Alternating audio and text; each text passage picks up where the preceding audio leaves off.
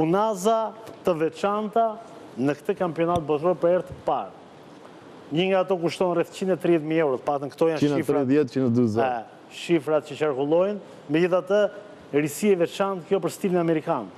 Po, si duket ky botëror thyu rekorde gjithandej, qoftë me pjesëmarrje me 48 kombëtare, qoftë me ndeshjet 104, qoftë me çmimin e madh që 50 milion euro për fituesin dhe shumë fare më pak për vendet e dyta dhe gjithashtu edhe për atë që ka luajtur vetëm një ndeshje në edhe për pjesëmarrjen. Po, për pjesëmarrjen.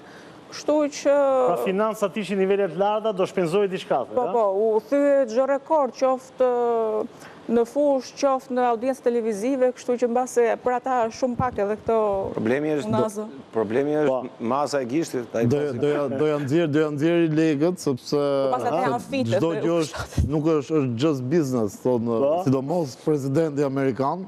Ato janë bërë gjithsej 2026 unaza. Nga këto 30 janë shpërndarë Spanjës për kampione, pjesa tjetër do dalin në kënd, do shitet në... Po pse kaq pak, sepse duket si kanë dhënë vetëm lojtarëve dhe stafit. Nuk kanë humbur asnjë gjë, do nxjerrin legët nga këto tjerë. Unë mendoj 2130 se shko vllai. Jo, bëj llogari.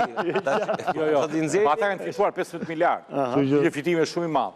Megjithatë, unë jam pak fanatik dhe fanatizmi e ka ruajtur futbollin. Për hir të vërtetës futbolli në këtë kupë bote përveç gjithë ato të mirave që